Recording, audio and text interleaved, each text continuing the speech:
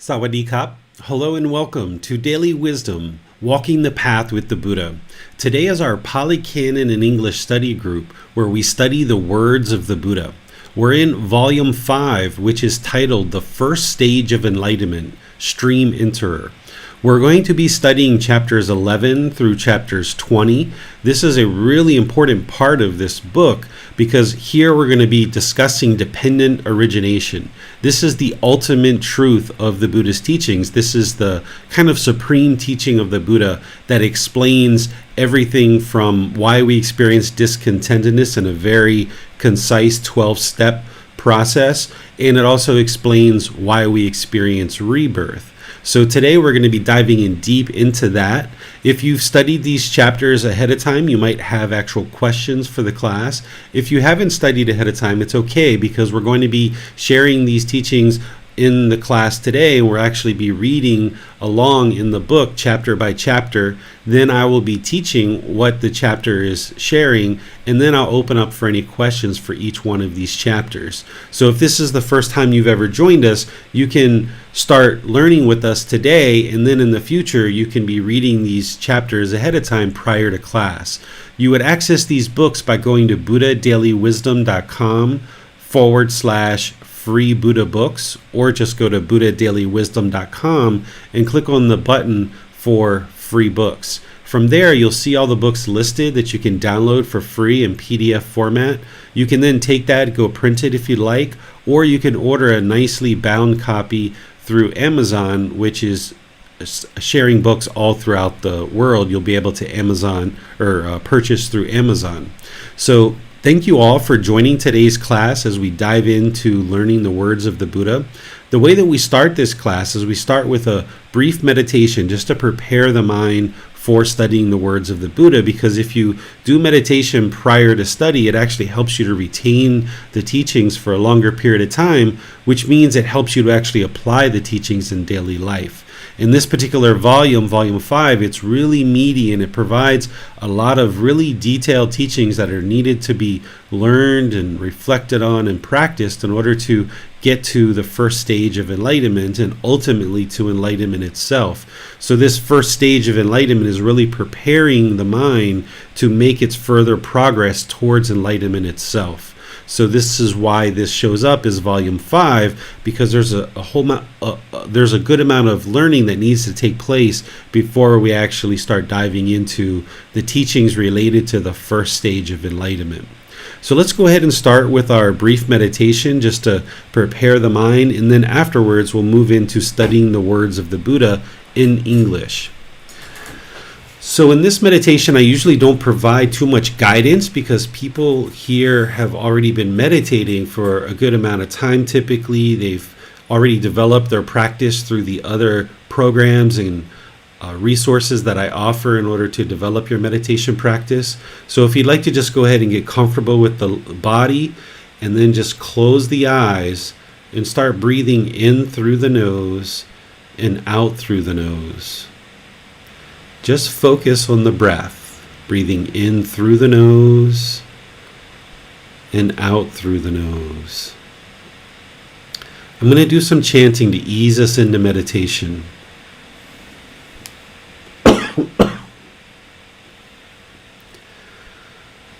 Arahang Samma Sambuddho Bhagava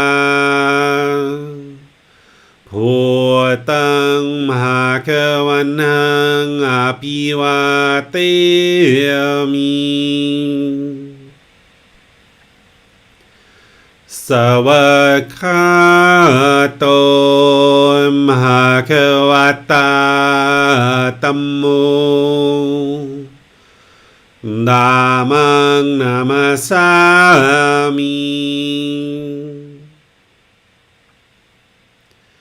Supatipano Bhagavato Sāvaka Sangho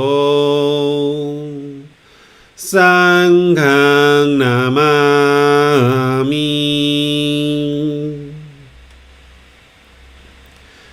Namo Rasa bhagavato arahato samma sambuddhassa.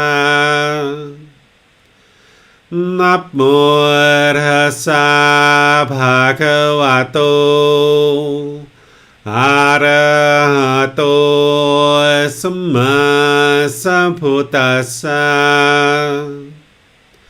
Namo tassa bhagavato arahato samma sambuddhassa.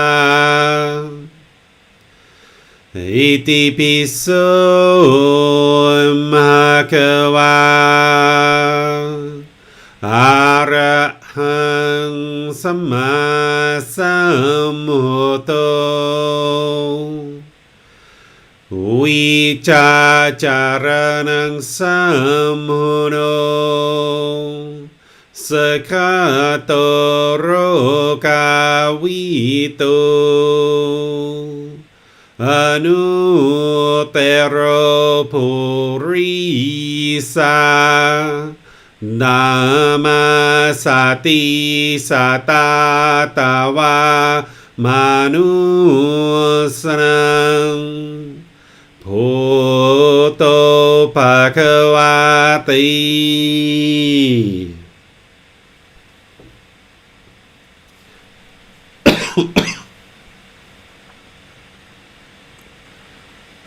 You should be breathing in through the nose and out through the nose.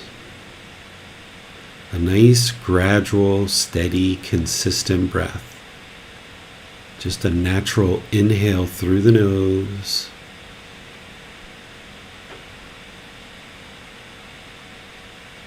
and exhale.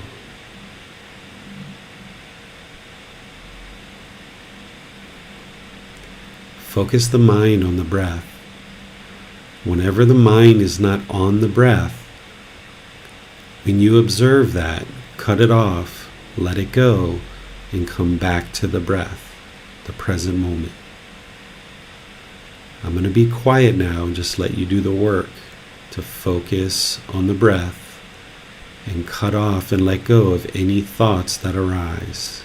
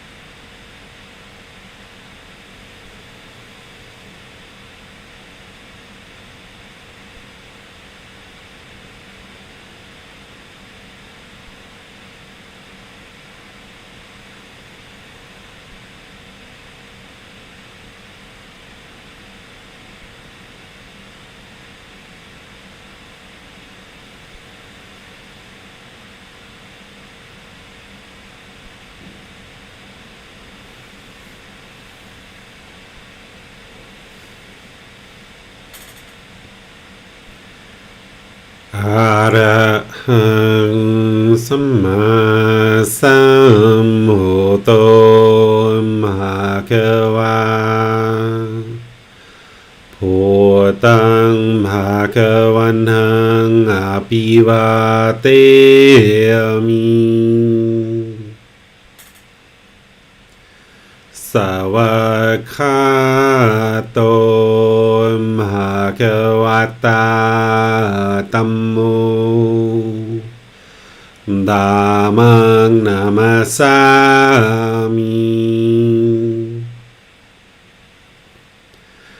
สุปฏิปันโนภะคะวะโตสาวกสังโฆสังฆังนามามินะโมตัสสะภะคะวะโตอะระหะโตสัมมาสัมพุทธัสสะนะโมตัสสะภะคะวะโตอะระหะโตสัมมาสัมพุทธัสสะนะโมตัสสะภะคะวะโตอะระหะโตสัมมาสัมพุทธัสสะอิติปิโสภะคะวะอะระหังสัมมาสัมพุทโธวิชาจารณังสัมมุโนสักขะโตโรกาวิโตอนุเตโรปุริสาธัมมาสติสัตตาตาวามนุสนังพุทโธภะคะวาติ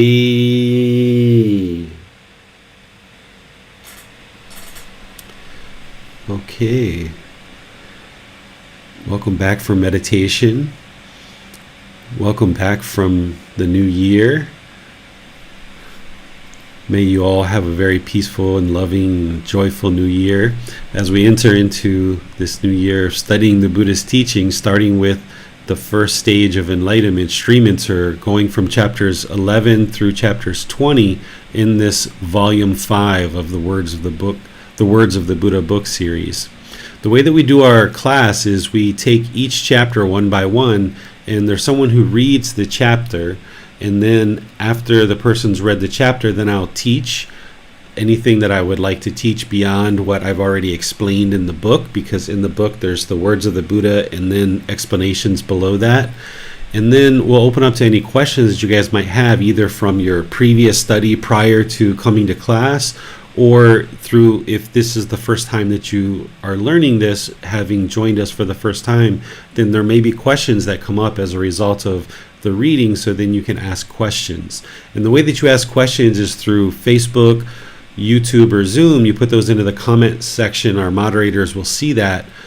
Or in Zoom, you can electronically raise your hand and ask any questions or follow-up questions that you have there. So at this point, I just turn the class over to all of you, specifically the moderators, to go ahead and let us know who's going to be reading each chapter and guiding us through in terms of those. And then after each chapter is read, I'll step in and provide any teachings related to that particular chapter.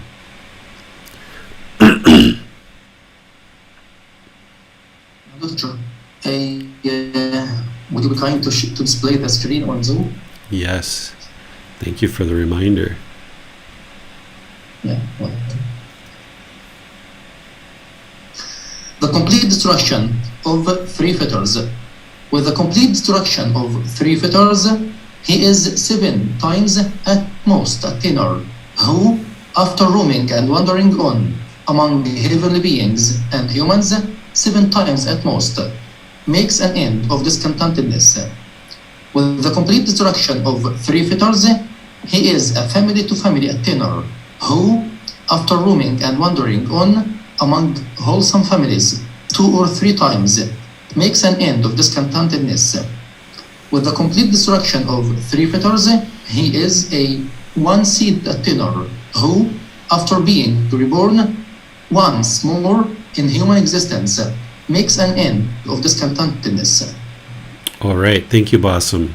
So, as we talked in our previous class, which was the start of this book, there's many aspects and criteria that are needed in order for someone to attain the first stage of enlightenment and be considered a stream enterer.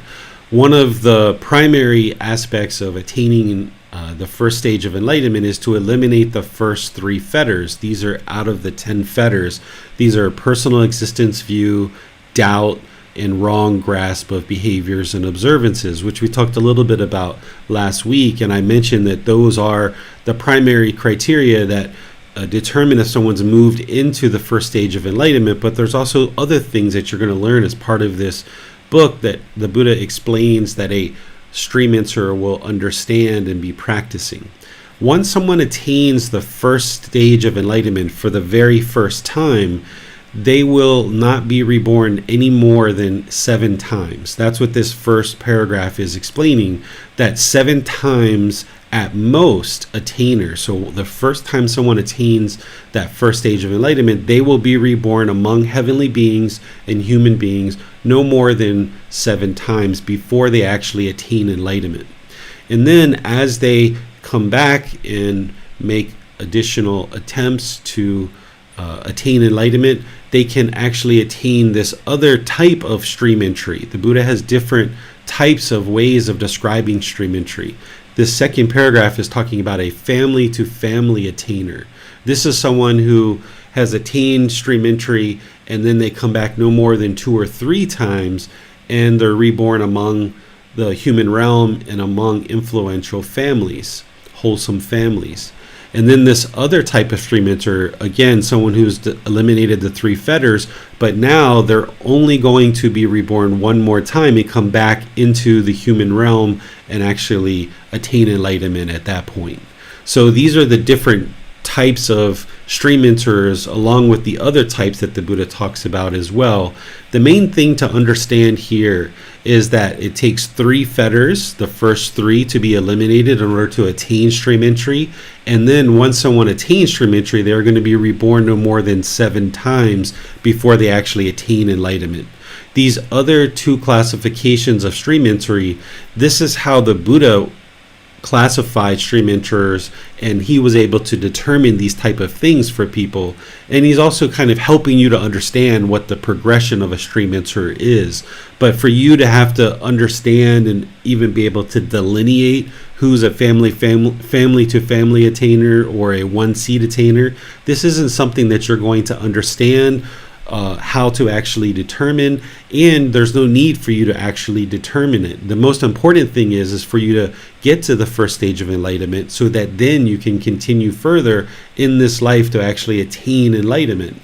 So there's the potential that someone can attain the first stage of enlightenment and then continue on and actually attain enlightenment in this life as well. So there's no need that someone has to attain the first stage of enlightenment and stop there and then go through countless rebirths, or at least these 7 more. You can actually continue forward having never attained any of the stages of enlightenment. You can go through all 4 stages and actually attain enlightenment in this life, having never attained stream entry in a previous life. But also at the same time, if you haven't observed your past lives, you don't know whether you've attained any of the stages of enlightenment in the past or not. You may have already been a stream enterer or a once returner at some point in the past, and this is the birth for you to now attain enlightenment. Not that that's predetermined or predestined. You still need to do the work to do that.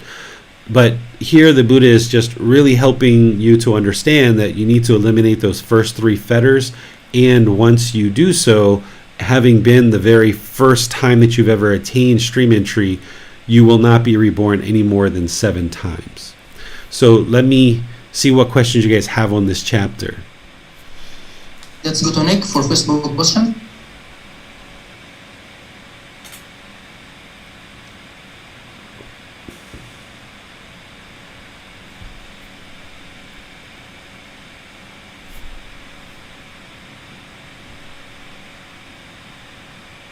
Are you there, Nick?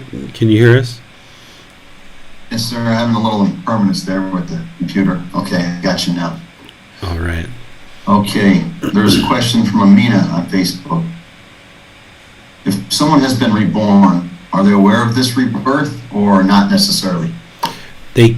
Anybody who's alive today, any beings, whether they're human beings or animals, we've all been reborn countless times. This isn't your first birth. The Buddha talks about this, that we've experienced so many rebirths that the blood that we've had in our previous rebirths equals more volume than all the water in all the seas. He also talks about it in terms of all the milk that we've drank from our mother and our countless rebirths within the animal realm and the human realm and all the other realms is more voluminous than all the water in all the seas. He talks about all the countless rebirths that we've all experienced, to the point where he said it would be nearly impossible for us to find a being that's alive today that has not previously been our mother, father, brother, sister, or some other relative. So, for example, when I was a lizard, Blossom was my brother and we were lizards. Nick was my mother when we were monkeys, and Miranda was my father when I was a fish, some kind of fish or something like this, right? So we've had countless rebirths, and every single being that we come in contact with, we've had all these previous rebirths. So you can rest assured that you've had previous rebirths. Whether you know that to be 100% true or not is all going to depend on whether someone has actually observed their past lives. Through learning and practicing to awaken the mind with the Four Noble Truths, the Eightfold Path, and all the other teachings that gradually awaken the mind, oftentimes people will observe past lives. It's like as the mind moves to a higher consciousness, it's like taking a position up on a higher mountain. When you were down on the street level, you could only see what was going on that particular street. But as you move to a mountaintop, you can see the entire city. You can see how one city connects to another city, and that city connects to another city, and you can see all this interconnectivity of multiple cities as you move up to the higher mountaintop. This is the same as when the consciousness elevates to a higher consciousness and you clear out pollution of the mind. Those residual memories that are in the mind, oftentimes people can experience that.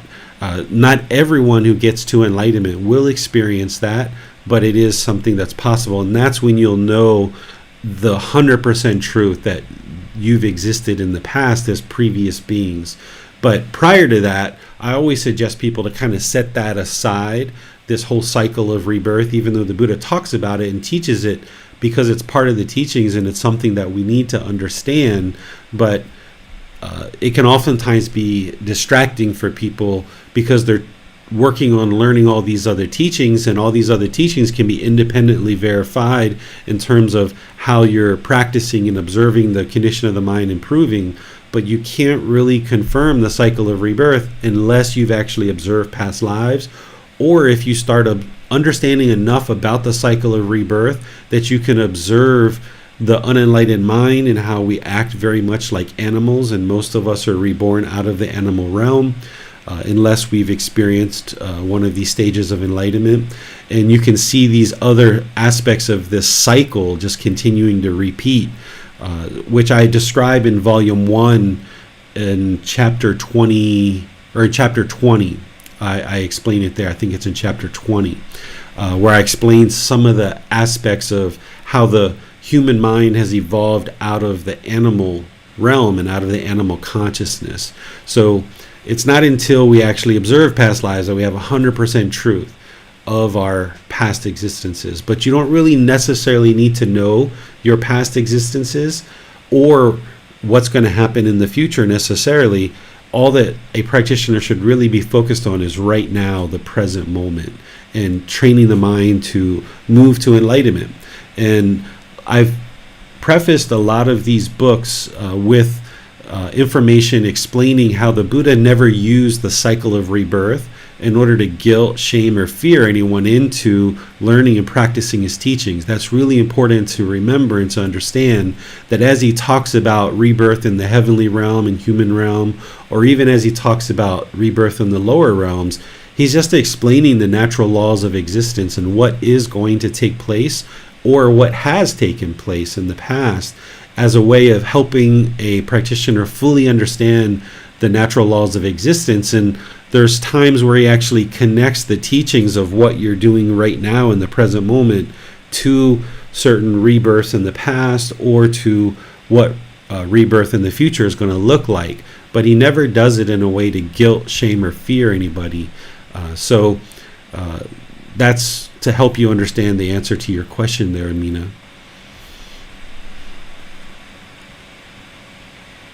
Well, no more question for this chapter, teacher. Okay, let's move on. Chapter 12. Let's go to Miranda. Abandoning 6 things, one is capable of realizing accomplishment in view. Monks, without having abandoned 6 things, one is incapable of realizing accomplishment in view. What 6? Personal existence view, doubt, wrong grasp of behavior and observance, craving leading to the plane of misery, anger leading to the plane of misery, and ignorance, unknowing of true reality, leading to the plane of misery. Without having abandoned these 6 things, one is incapable of realizing accomplishment in view. Monks, having abandoned 6 things, one is capable of realizing accomplishment in view. What 6? Personal existence view, doubt, wrong grasp of behavior and observance, craving leading to the plane of misery, anger leading to the plane of misery, and ignorance, unknowing of true reality, leading to the plane of misery. Having abandoned these 6 things, one is capable of realizing accomplishment in view. All right, thank you, Miranda. So here the Buddha is talking about right view is that first step of the Eightfold Path. We talk about right view as understanding and practicing the Four Noble Truths, and that's how I get people started and moving in the right direction of understanding the entire path to enlightenment. But what you learn as you dive deeper into the Buddhist teachings is that right view really has many different aspects to it. There's the primary aspect, which is the Four Noble Truths, and the Buddha even talks about in the Eightfold Path that right view is the Four Noble Truths. That's what he discusses. But then he adds some additional things in his natural way of teaching, where he pulls back layer by layer, helping you see more of what he was talking about. So here he's talking about to fully accomplish and realize accomplishment in view, or right view, then a practitioner will have abandoned personal existence view, which is the first fetter, doubt, which is the second, and then wrong grasp of behavior and observances, which is the third fetter. And that's what's going to allow a practitioner to get into that first stage of enlightenment, along with other things as well. But then he talks about craving, anger, and ignorance, but he classifies it and he describes it as craving leading to the plane of misery. So a person with accomplishment in view, they wouldn't have eliminated all craving or all ignorance or all anger, right? Or all anger or all ignorance. So a person that is accomplished in view will have eliminated craving, anger, and ignorance leading to the plane of misery, meaning certain cravings that would lead to rebirth in the lower realms, or anger to the point of leading to rebirth in the lower realms, or ignorance to the point of being reborn into the lower realms. That's the plane of misery, the realm of hell, animal realm, and the afflicted spirits realm. These are the plane of misery, because once you're reborn into these lower realms, it's like being trapped in a prison. This is what the Buddha describes, that it's very hard to get out of those lower realms and into a human birth or into a heavenly birth. And this is one of the reasons why we should really appreciate the rebirth that we have here in this human realm that our decisions have led to, and then really make efforts while in this human realm to actually attain enlightenment. Because once one is reborn into the lower realms, this plane of misery, you can't attain enlightenment in those lower realms. It's only in the human and heavenly realms that you can attain enlightenment. So a person who's accomplished in view will not be doing things like the 5 precepts. We talked about this last week. They won't be killing or stealing or having sexual misconduct or lying or taking substances that cause heedlessness. These 5 precepts are part of the craving, anger, and ignorance that would lead to the plane of misery. If we repeatedly do those things over and over and over again, then it will lead to our rebirth in the lower realms. Of course, we've all probably done those things at one time or another. Maybe not killed human beings, but maybe killed animals or insects or things like that. So it's not until we gain the wisdom of those teachings and we purify our moral conduct that we then move away from those things and we stop practicing those. So whether you're reborn into the lower realms isn't based on the accumulation of everything that you've done throughout this life. It's actually based on the condition of the mind at the time of death. So a person can actually improve their conduct through gaining wisdom and reducing craving, anger, and ignorance to the point where they're not performing moral conduct and they have improved mental discipline that doesn't lead to this plane of misery. And as you go through this book series, the Buddha will explain to you more in volume 6, which is the natural law of Gama, and in volume 11, which is the realms of existence. He explains further what are the actions and what are the speech and what is the intentions and the mindset and the thoughts that lead to rebirth in these lower realms. So here, that's what he's describing, is like in order to get accomplished in view, you will have cleaned up your life practice to the point where craving, anger, and ignorance is reduced to such a degree that you wouldn't actually be doing anything that would lead to rebirth in these lower realms. Questions on this chapter? No question, the same teacher. All right. So now we'll go to chapter 13. Let's go to Nick. A supreme mentor understands as they really are the cause and passing away of the world. Monks, without having abandoned 6 things, one is incapable of realizing accomplishment in view. Monks, an instructed noble disciple does not think, when what exists, does what come to be? With the arising of what, does what arise? When what exists, do volitional formations, choices, decisions come to be? When what exists, does consciousness come to be? When what exists, does name and form come to be? When what exists, does the 6 sense bases come to be? When what exists, does contact come to be? When what exists, does feeling come to be? When what exists, does craving come to be? When what exists, does clinging come to be? When what exists, does existence come to be? When what exists, does birth come to be? When what exists, does aging and death come to be? Rather, monks, the instructed noble disciple has that is independent of others. When this exists, that comes to be.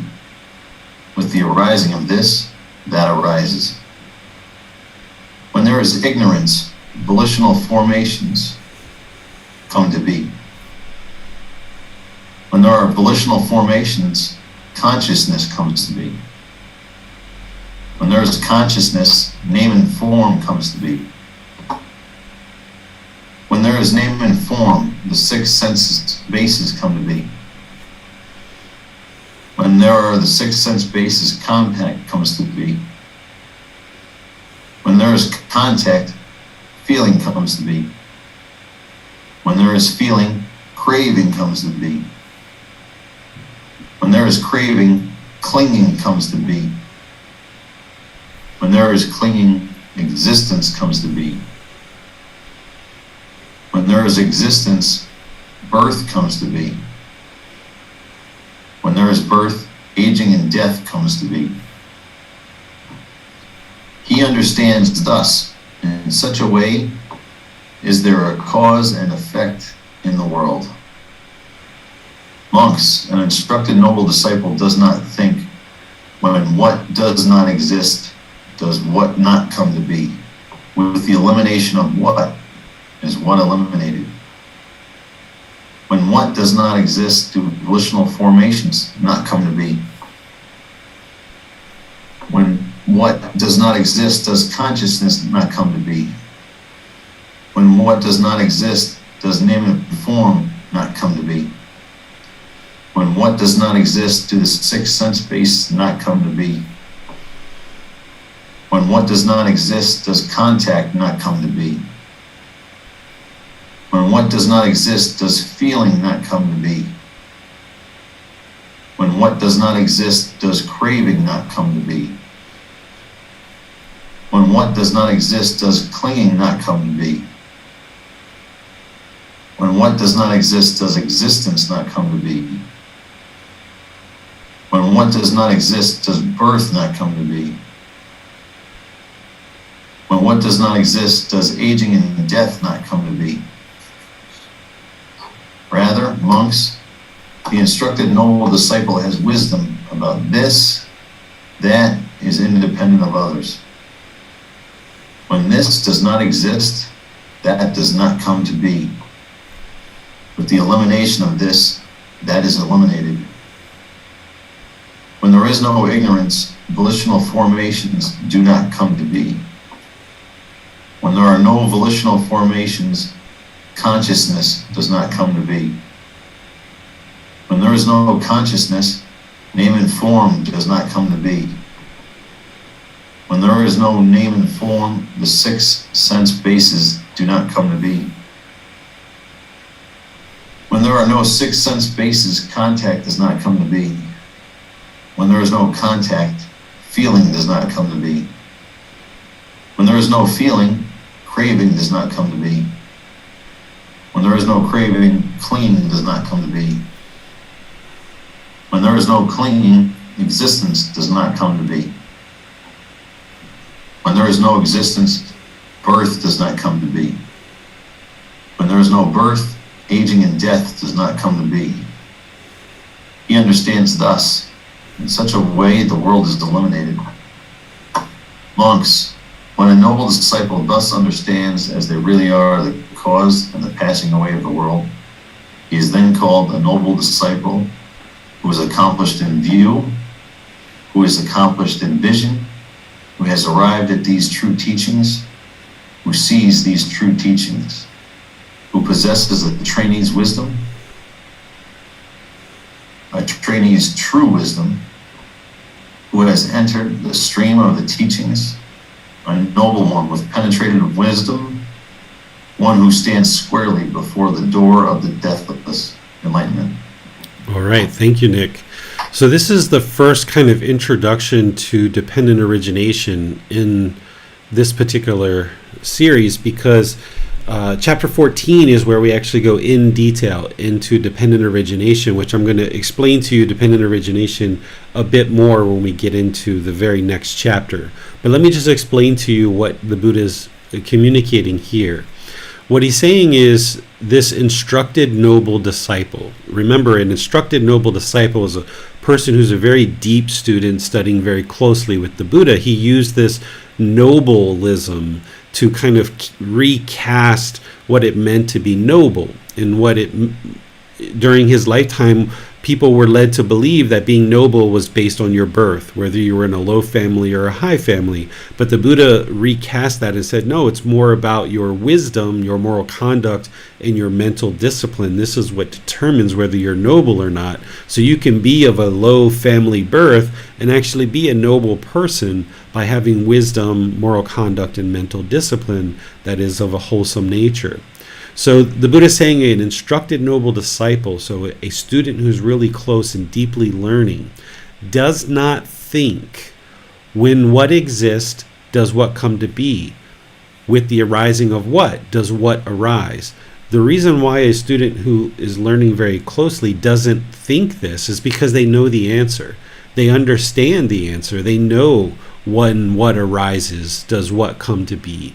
They know with the arising of what, does what arise, because they deeply understand dependent origination. They aren't yet fully practicing dependent origination. They haven't eliminated all the causes and conditions, but they at least understand it. That's why a noble disciple doesn't think about these things, because they already have thought about them. They've already learned it. They've already reflected on it, and they're starting to practice. So that's what he's explaining here. So that he's saying a noble disciple doesn't think about when what exists do volitional formations come to be, because they already know that they come from ignorance or the unknowing of true reality. When what exists does consciousness come to be, they already know it comes from volitional formations, so they're not going to think about this. When a noble disciple is conducting themselves, they're not going to think when what does exist in terms of name and form, what comes to be, that name and form is based on the causes and conditions of consciousness. So we could go through this whole step by step, but you're starting to understand the pattern that the Buddha is using here. Is he's showing the cause and effect. He's showing the causal relationship between when one thing exists, the next thing exists. And because this thing exists, the next thing exists. And because that thing exists, the next thing exists. This is why we call it dependent origination. At the very top of dependent origination is ignorance, or the unknowing of true reality. That's where we talk about that third poison, or that third unwholesome root, that third fire. It's also the 10th fetter and the 10 fetters. It also shows up in many other places of the Buddhist teachings, here being the ultimate truth, the ultimate natural law, this dependent origination. Ignorance is the top line, which you'll see as we study dependent origination, which ultimately leads to rebirth and continuous discontentedness. But it's through this 12 steps that occurs.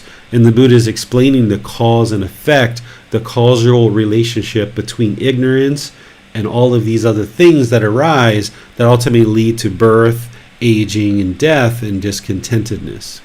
So that's essentially what he's explaining here, and he's showing you how an instructed noble disciple will understand these things. Let me see if there's anything else in here that we need to really be talking about. Here you can see where he says he understands in such a way there is a cause and effect in the world. So in such a way, a noble disciple, one who's accomplished in view, essentially a stream enterer, understands the cause and effect of these conditions, that when one condition arises, the next one is going to exist, which we're going to get into here in the next chapter. And then he describes here a noble disciple has wisdom about this that is independent of others, meaning that other people don't understand this, that they don't understand this causal relationship. And this is one of the reasons why it's so important to eliminate conceit or arrogance and pride as part of this path to enlightenment, because you're going to learn and understand wisdom that just isn't common knowledge in the world, and other people are going to find it very challenging and very difficult to understand these things even when they start studying this. Dependent origination takes a good amount of time for the average person to be able to learn and reflect on and actually understand and actually start practicing. So this is one of the reasons why it's so important to eliminate conceit or this arrogance and pride that we don't walk around puffed up about all the things that the Buddha is teaching us and this wisdom that he's sharing with us, that we understand that the things that we're learning and the things that we understand about the natural laws of existence and how the mind works and how the mind functions and how the world functions isn't common knowledge.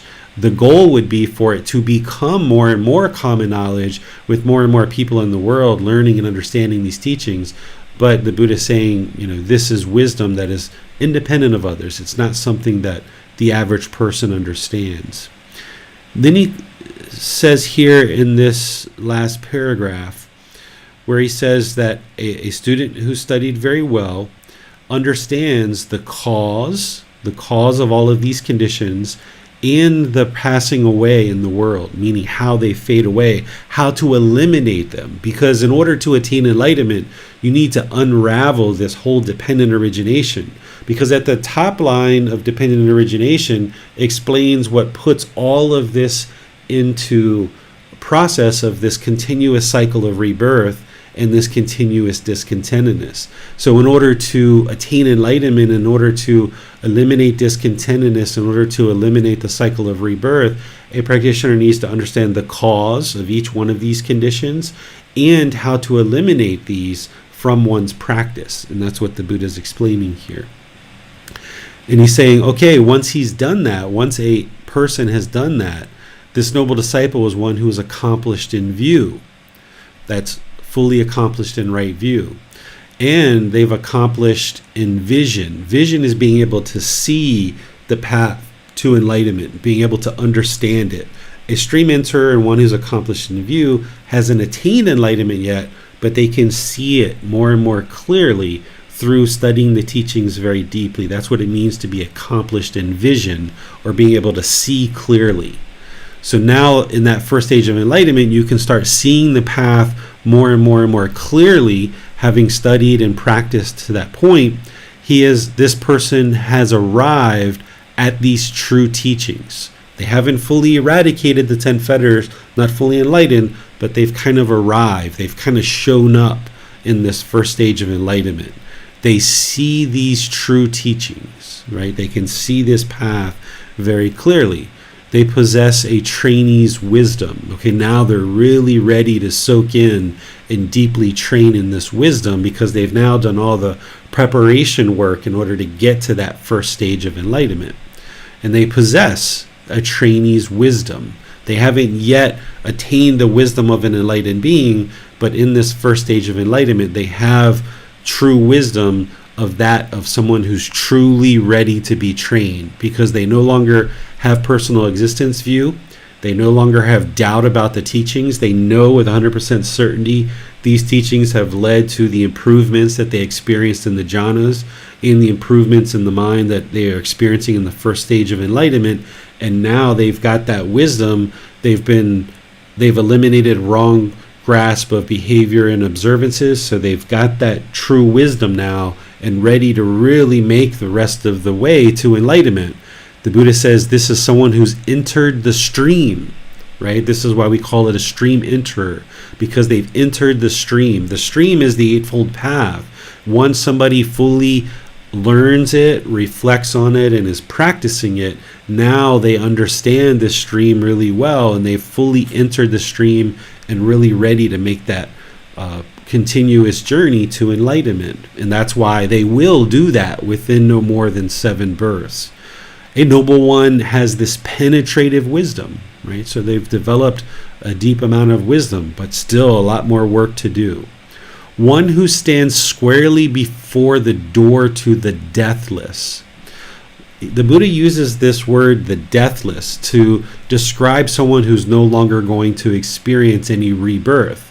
Because once you attain enlightenment, all the causes and conditions that create discontentedness have been eliminated, but also all the causes and conditions that lead to rebirth has been eliminated too. So when there's no longer birth, there's no longer death. So the Buddha calls this the deathless, or the deathless element. There will be death of the physical body once somebody attains enlightenment. They will eventually experience death of the physical body and the mind will separate. but there won't be any further birth after that. So the Buddha refers to them as the deathless, because if there is no further birth, then there isn't any more death either. And there's no longer that sickness, aging, death. There's no longer discontentedness for one who's attained enlightenment. So when you see this deathless, or the deathless element is another way that the Buddha refers to it, he's referring to someone who's attained enlightenment. But one who stands squarely before the door to the deathless is, having done all this work to become accomplished in view and attain the first stage of enlightenment, no longer going to be reborn in the lower realms. This person is squarely before the door. They're ready to walk in. They just have to make the continuous journey to attain the fourth stage of enlightenment through continuing to eliminate the 10 fetters. So that's what he's talking about here. This is kind of a preliminary understanding of dependent origination before we dive into it fully. Questions on this chapter? Yes, teacher. Understanding the dependent origination is a prerequisite, is something required to attain the first stage, or it's just a result of attaining the first stage? It's a prerequisite before attaining the first stage of enlightenment. A person who's a stream enters the first stage of enlightenment will have an understanding of dependent origination. Well, so just curious to ask about, does this mean that Gautama Buddha and maybe Jesus Christ, maybe Prophet Muhammad and all original teachers were able to understand this very deep teaching even before attaining the first stage?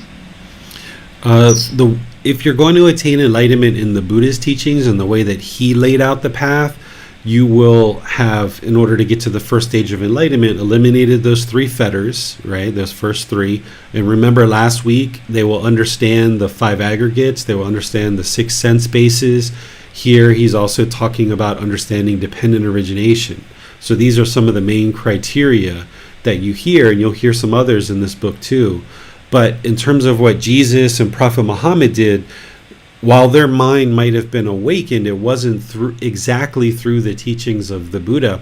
So their mind would be a different path and have a different way of explaining how their mind awakened. I wouldn't describe Jesus as being fully awakened like the Buddha. That's why he said, "I will come again." He essentially said, "I will be reborn." He knew he needed to be reborn because he had not yet fully attained enlightenment. So that's why he needed to experience rebirth. So here the Buddha is talking about his teachings in order to progress in the path that he lays out. This is what a person would need to accomplish to get to that first stage. Yeah. Thanks, teacher. No more questions.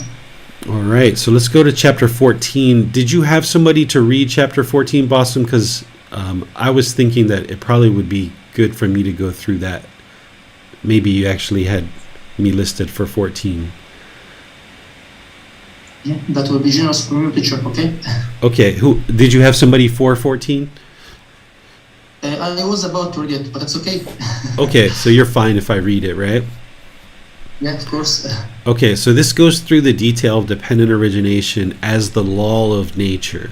And we'll go through this piece by piece and help you guys learn it. So I'm going to teach a little bit and then see if there's questions, teach a little bit and see if there's questions. The secondary title to this is A Stream Enterer Understands Condition, the Cause, the Elimination, and the Way Leading to the Elimination of Condition. The conditions are the individual 12 steps of dependent origination. And this is the first discourse. The Buddha talked about dependent origination multiple times, of course, because it was his ultimate teaching. So here he starts out with monks. With ignorance, a knowing of true reality as condition, volitional formations or choices, decisions come to be. With volitional formations as condition, consciousness. With consciousness as condition, name and form. With name and form as condition, the 6 sense bases. With the 6 sense bases as condition, contact. With contact as condition, feeling. With feeling as condition, craving. With craving as condition, clinging. With clinging as condition, existence. With existence as condition, birth. With birth as condition, aging and death, sorrow, grief, pain, displeasure, and despair come to be. Such is the cause of the whole mass of discontentedness. So if we were going to encapsulate dependent origination in a really small nugget, that would be dependent origination right there, okay? But now what he's going to do is he's going to go through and he's going to explain each individual cause and condition, and he's going to start from the bottom and work his way up, because in order to eliminate and unravel this, you would start from the outermost layer and work into the core, right? So here he's going to talk about, in what, monks, is aging in death? So this is something that a stream enterer would understand. What is aging in death? The aging of the various beings and the various orders of beings. Their growing, old, brokenness of teeth, graying of hair, wrinkling of skin, decline of vitality, degeneration of the sense bases. This is called aging. The passing away of the various beings from the various orders of beings, their perishing, breaking up, disappearance, mortality, death, completion of time, the breakup of the aggregates, that's the 5 aggregates, the laying down of the carcass, this is called death. Thus, this aging and this death are together called aging and death. With the arising of birth, there is a rising of aging and death. With the elimination of birth, there is the elimination of aging and death. Just this noble eightfold path is the way leading to the elimination of aging and death. That is, right view, right intention, right speech, right action, right livelihood, right effort, right mindfulness, and right concentration. All right, so what I'm going to share with you guys is the pattern that you're going to see here in the way that the Buddha teaches. When you understand the patterns of how he teaches, it's actually very easy to kind of absorb what he's actually saying. So the first part of what he's going to say in each one of these is he's going to explain the actual condition itself.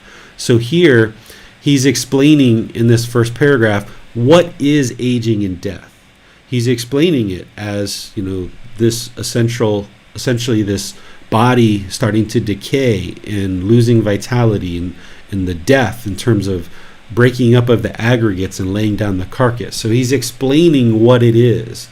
Then he explains what leads to this, right? So with the arising of birth, there is the arising of aging and death. That's the cause. The cause of aging and death is birth, because without birth, there is no aging and death. So you're going to see this as he goes through the sequence of how he's going to share with you what something is, and then he's going to say, this is what leads to that.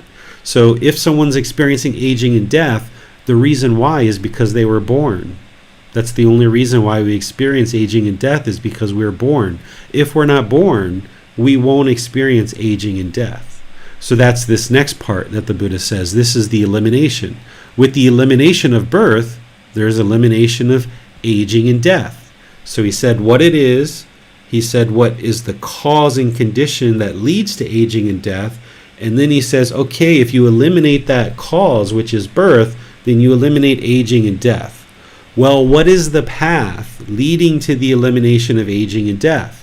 Well, it's the Eightfold Path, because by learning and practicing the Eightfold Path, you unravel this whole massive amount of discontentedness, and you unravel this whole dependent origination, so that you will no longer experience aging and death. You won't experience rebirth. Okay? Now, the next one is the next one. It's the birth. So he's explaining what is birth in this first paragraph. What birth is in what, monks, is birth? The birth of various beings into the various realms of being. They're being born, descend into the womb, production, the coming together of the aggregates, the obtaining of the sense bases. This is called birth. So this is where we experience the attaining of the sense bases is at inside the womb of the mother, of our mother. And now he says, okay, with the arising of existence, which is the next one, there is birth, because if there's existence, there's going to be birth. With the elimination of existence, there's the elimination of birth. This Noble Eightfold Path is the way leading to the elimination of birth. And then he explains the Eightfold Path. So here, from this point forward, you understand the sequence.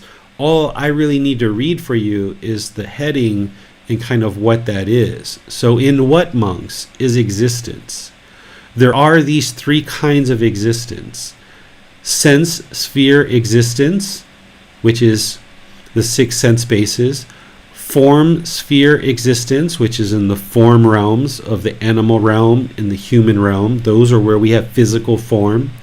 And then the formless sphere existence, which is in the formless realms of hell, afflicted spirits, and heavenly realm. We don't have form in those 3 realms.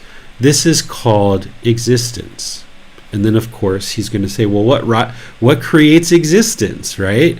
With the arising of clinging, that's what's going to arise and create existence.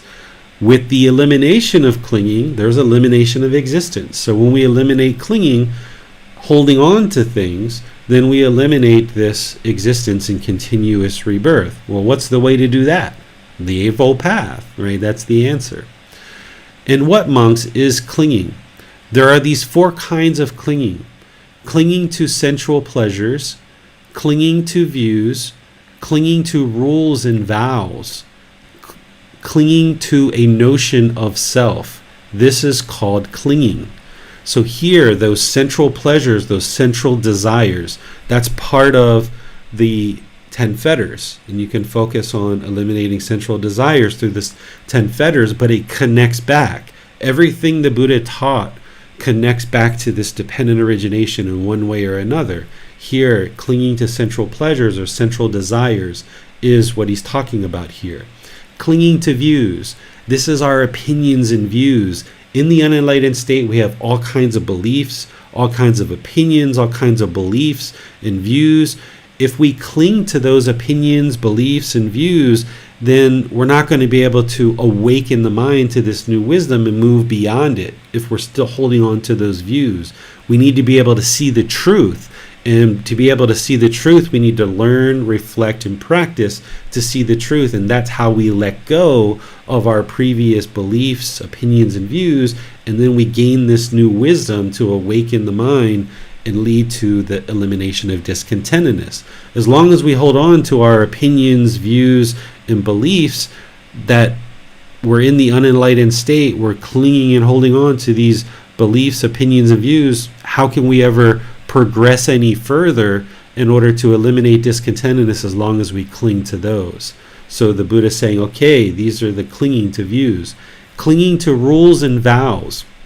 So here, this is important to acknowledge that there's some places that teach the Buddha's teachings as rules or training rules. Here you see the Buddha himself says, don't cling to rules or vows. He didn't actually teach in terms of rules. He shared guidance that when you learn, reflect, and practice, it leads to acquiring wisdom. He didn't teach a set of rules and say, follow these rules and you will get to enlightenment. And instead, he's saying here that it's clinging to rules and vows that keeps the mind in the unenlightened state, and we need to let go of clinging to certain rules and vows that we are holding on to, because that's going to also require the mind to stay in this unenlightened state, because it can't move into this wisdom if it's clinging to rules and vows. And then clinging to the notion of a self. This is that personal existence view. A person who hasn't realized the universal truth of non-self, if they still stay clinging to the self, that self-identity and self-image, then they're not going to be able to progress to enlightenment either. So the Buddha is saying, drop all this clinging. But what is it that's leading to the clinging? Well, with the arising of craving, there's this arising of clinging. With the elimination of craving, there's the elimination of clinging. And it's the Eightfold Path that leads to that. So here, we talk a lot about craving, desire, attachment in all the different parts of the program that I teach in the group learning program and other programs.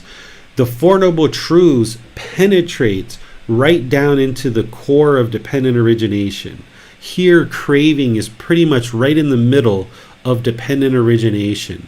And it's the Four Noble Truths that encapsulates this and gives it in a small bite size that someone just starting out on the path can understand. But then as you evolve and you progress closer to this first stage of enlightenment, you start understanding the bigger picture, and that craving is actually one cause and condition that leads to discontentedness. It's a cause and condition that we explain in the Four Noble Truths as the cause and condition. But here in this ultimate truth, the Buddha is explaining the cause and effect of 12 causes and conditions that lead to discontentedness and rebirth, because he's pulling back more and more of the layers. It's the Four Noble Truths that gives you that first layer of understanding of what causes discontentedness. But then it's here in dependent origination that you get the full entire picture, because by this point, somebody will be ready to really dive in and start understanding this and really start to progress in their understanding and learning. So here, the Buddha is explaining in what, monks, is craving. There are these 6 classes of craving. Craving for forms, craving for sounds, craving for odors, craving for flavors, craving for physical objects, craving for mental objects. This is called craving. So this is craving through the 6 sense bases. This is the cause of discontentedness, but all these other factors lead to discontentedness too, but this is a really predominant factor. The primary thing that causes discontentedness is the craving through the 6 sense bases, through the eyes for forms, through the ears for sounds, through the nose for certain agreeable and pleasing odors, for certain flavors through the tongue, agreeable and pleasant flavors, craving for physical objects to come in contact with the body to create pleasant feelings, and craving for certain mental objects, agreeable mental objects that create pleasant feelings. And then what is with the arising of feeling, there is the arising of craving. So once you experience pleasant feelings for the first time as a new being born into the world, you'll experience then craving for it. So once you experience pleasant feelings, there's going to be this longing for that to continue. With the elimination of feeling, there is the elimination of craving. This is the reason why when you feel the arising pleasant feeling in the mind, you cut it off and let it go. Because if you can eliminate that pleasant feeling from arising in the mind, then it will eliminate the craving, right? Or if you feel that painful feeling arising in the mind, you cut it off and let it go. This is what diminishes and eliminates the craving, so that feeling will no longer continue to occur. Or if you observe a neither painful nor pleasant feeling arising, you cut it off and let it go. Because with the elimination of the feeling, then there's elimination of the craving. So everything that you've been guided to in terms of the basic learning of the Eightfold Path, particularly right effort, right mindfulness, and right concentration, and by practicing breathing mindfulness meditation, what you're doing in the Eightfold Path and specifically in breathing mindfulness meditation is preparing the mind to have this mindfulness or awareness of mind of these arising feelings, so that then in daily life, when you're aware of those pleasant, painful, or neither painful nor pleasant feelings arising, you can cut them off and let them go, so that you can eliminate the craving, because that's the underlying thing that's really causing the discontent feelings to arise. So that's why we do that, because of right here in dependent origination. And it's this Noble Eightfold Path that is going to teach you that, along with other things. And what, monks, is feeling? There are these 6 classes of feeling. Feeling born out of eye contact, feeling born out of ear contact, nose, tongue, body, and mind contact. So when there's contact through the 6 sense bases, then there's going to be a certain feeling. Pleasant feeling, painful feeling, or feeling that's neither painful nor pleasant. So if the mind is unenlightened, then when it experiences agreeable forms through contact with the eyes, it's going to experience pleasant feelings. But when it experiences disagreeable contact through the eyes, some form, then it's going to arise painful feelings. The same thing with the ear. When you hear certain sounds that are agreeable and you've had contact with that agreeable sound, now there's going to be pleasant feelings. Maybe your child or your boss or your neighbor tells you, "Oh, you look so beautiful today." There's those pleasant feelings. You've had contact with a sound, and now there's these pleasant feelings that arise. But the problem with allowing the mind to do that is now your other neighbor says, "What did you do with your hair today?" And then now you hear this disagreeable sound. You have this contact through the ears of this disagreeable sound, and now these painful feelings come into the mind because it's basing its inner feelings on this contact, this agreeable and disagreeable contact through the eyes, the ears, the nose, the tongue, the body, and the mind. And once again, these are things that you don't believe. You can chart and observe as the mind experiences pleasant feelings, painful feelings, and neither painful nor pleasant. You can observe, did it come through the eyes, the ear, the nose, the tongue, the body, or the mind? Where is the contact that created the agreeable or disagreeable contact that arose these feelings? You can see the truth for yourself if you look at any of your past situations where you experience discontentedness, or now that you're aware of this, as your mind experiences discontentedness, you can break it down and see where did it come. And sometimes it's more than one. Sometimes you see something and hear it too, right? If you were walking down the street and you saw a car bang into another car and you heard the sound of the wheels, and then crash, and then you heard people scream, and then you saw maybe some blood or some people that were disfigured from the crash. This is something that the eye sees, this is something that the ear hears, and it's coming in through two sense bases. And if that's disagreeable, the mind doesn't like that, then it might experience painful feelings, and the mind gets shaken up now as a result of that. So you can see that to be true. You don't have to believe it. And what, monks, is contact? There are these 6 classes of contact. Through the eyes, ears, nose, tongue, body, mind, these 6 sense bases experience contact. Now, in what, monks, are the 6 sense bases? The eye, ear, nose, tongue, body, and mind. These are the 6 sense bases. How do those come about? And what, monks, is name and form? So the 6 sense bases come about due to name and form. Feeling, perception, volitional formations, contact, and consciousness. This is name. So these are 4 of the 5 aggregates. So feeling, perception, volitional formations, and consciousness are 4 of the 5 aggregates, and contact is the 5th. Okay, so this is what the Buddha is calling name. The 4 great elements and the form derived from the 4 great elements, this is called form.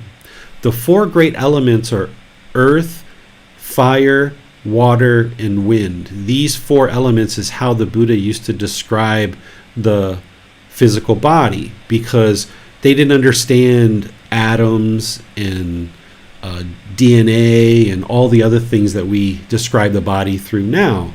So they describe the body, this physical form, through the 4 great elements: earth, wind, fire, and water. These are the 4 great elements. And in this chapter, if it's not here, it's another part of the book where I explain those 4 elements. The earth element relates to the solids of the body. So like the fingernails, the teeth, the hair, and others. This is the earth element. This is how they describe the earth element. Then the wind element is how things move in the body. There's this winds that kind of move and create movement in the body. Like the feces moving through the body is the wind element. or the blood flowing in the body is the movement of the blood. The blood itself is water, but the movement of the blood is the wind. Then there's the fire. This is the heat or the temperature of the physical body. We also refer to the digestion as the fire element. And then there's the water element, which is the liquids like tears, saliva, urine, blood, things like this. These are the water elements. And when they describe the physical body, the physical form, they described it through these four elements. But in reality, you can describe everything through the four elements. You can even describe this glass through the four elements. It's a lot of earth element because it's made out of physical earth because it's pottery, but there's not a whole lot of water that's part of this object. There's not much wind and there's not much fire. So it's really heavy in earth element. So we can describe the physical body through these four elements, but we can also describe pretty much everything else through these four elements. And in traditional medicine, during the lifetime of the Buddha and even now, they will diagnose medical conditions through these four elements. It's a system of not only describing the body, but it's a system of diagnosing and treating the body through these four elements as well. So you can think of name and form as the five aggregates with contact.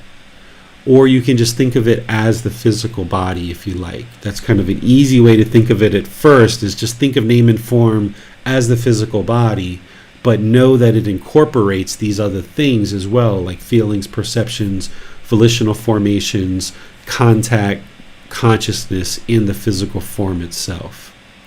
Let me pause here and see if you guys have any questions so far before we move on to any of the other steps of dependent origination.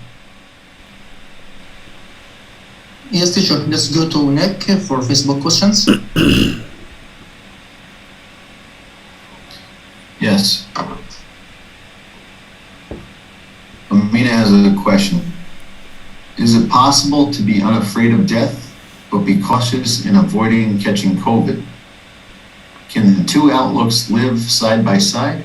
Yes. So if somebody has eliminated the fear of death, they're not afraid of death, but they're choosing to walk the middle way and make wise decisions to ensure that they're taking care of the physical body and doing things that are prudent in order to maintain life. So you don't have to be clinging to life or afraid of death in order to be making wise decisions towards ensuring that the physical body is healthy. No more question, teacher. Okay. All right. So now we'll go on to consciousness. In what, monks, is consciousness? There are these 6 classes of consciousness. This is the eye, ear, nose, tongue, body, mind. These are the 6 senses again. So what consciousness is consciousness, you can think of it as like awareness. So what happens is you have this eye, this internal sense base of the eye. There's this external sense base of a physical form. Then there's contact. There's these 3 things that then create eye consciousness or awareness. So if you have an eye, you see a physical form, there's contact there, those 3 things, now the mind has awareness of those 3 things. Or if there's the ear, then there's a sound, which is the external sense base, there's contact, now there's awareness in the mind of that sound. That's what this consciousness is. And all 6 of the sense bases function the same way. That there's the internal sense base, there's the external sense base, there's contact, and now because those 3 things exist, now there can be eye consciousness, ear consciousness, nose consciousness, tongue consciousness, body consciousness, and mind consciousness. That's how the mind becomes aware of anything that we interact with. So the Buddha is explaining that. So now, in what, monks, are volitional formations? These are the choices and decisions that we make. So there are these 3 kinds of volitional formations or choices and decisions. There's bodily volitional formations. So we make certain decisions about our body and how it moves about and the actions that we perform in the world. There's verbal volitional formations, certain choices we make about our speech and how we speak and interact with others. And then there's mental volitional formation, certain decisions that we make about the mind and what is maintained in the mind. These are called volitional formations. So when there's these choices and decisions, they lead to certain results. This is the natural law of Gama. Our bodily, verbal, and mental conduct or volitional formations lead to certain results. This is the natural law of Gama, of cause and effect. When we are unwise and we make unwholesome decisions through our bodily, verbal, and mental conduct, then it's going to lead to unwholesome results. But when we gain wisdom to understand the wiseness of these teachings and we understand what is wholesome, now we can make wise decisions through our bodily, verbal, and mental conduct that lead to wholesome outcomes. So what do we need in order to make those unwise decisions or those wise decisions? Well, the Buddha tells you in the very top line of dependent origination, which is ignorance. It's ignorance, the unknowing of true reality, that there is the arising of volitional formations. So when you go back and you look at all of dependent origination, what you understand is that the thing that's keeping us in this cycle of rebirth is ignorance. That's the top line. It's ignorance, the unknowing of true reality that leads to discontentedness, because that's the very bottom of this chain of events. It's ignorance that leads to discontentedness, and it's ignorance that leads to the continuous birth that leads to aging, sickness, death, sorrow, grief, pain, displeasure, and despair. So it's through eradicating ignorance that we eliminate this whole chain of events. And how do you eliminate ignorance? Through wisdom. This is why I will typically mention, and the Buddha mentions repeatedly, about the acquiring of wisdom. Learn, reflect, and practice to acquire wisdom, because it's the wisdom that unravels this whole chain of events that ultimately leads to discontentedness and continuous rebirth. But when you study this closely, and you'll probably need to visit this multiple times, and you might need some personal guidance as well, most people do. When you study this closely and you understand each one of these causes and conditions, then you fully understand what's causing all the discontentedness for yourself and everyone else in the world. That it's this ignorance. That's the main thing that's keeping the mind trapped in the unenlightened state, experiencing discontentedness and continuous rebirth. Because when the mind is ignorant or unknowing of true reality, we make decisions, volitional formations, we make unwise decisions that leads to unwholesome results. And because of that, there's certain consciousness that comes to be. This consciousness coming together with name and form, which is the physical body, creates the actual six sense spaces. And when the six sense spaces get created inside the mother's womb, now there's contact through these six sense spaces. And once there's contact through the six sense spaces, then there's these feelings that arise. These pleasant feelings, painful feelings, feelings that are neither painful nor pleasant. And when we experience those pleasant feelings, then the mind has this craving, this longing, this yearning, this wanting to hold on to those pleasant feelings permanently. Then there's this clinging where the mind holds on. So the craving is the yearning and longing for it. The clinging is holding on to it and wanting it to be permanent. And with this craving and clinging, now there comes about an existence where a being is now existing in the world, and it becomes born into the world. And then once a being is born into the world, it's going to experience aging and death, along with sorrow, grief, pain, displeasure, and despair. Such is the cause of this whole mass of discontentedness. This is how discontentedness comes about, is that because unenlightened beings are ignorant, because we're ignorant of the causes and conditions that lead to discontentedness, the cycle just keeps continuing. Because we're ignorant or unknowing of true reality of the cycle of rebirth and what leads to birth, aging, and discontentedness, then we keep repeating it over and over again. But it's when the mind gains this wisdom, this penetrative wisdom of learning, reflecting, and practicing, that we transform this ignorance to wisdom. And now, with the deep understanding of this whole entire process that leads to discontentedness, birth, aging, and death, now we can unravel it through practicing the Eightfold Path and all the other teachings that connect into it. So this is what the Buddha is explaining in dependent origination.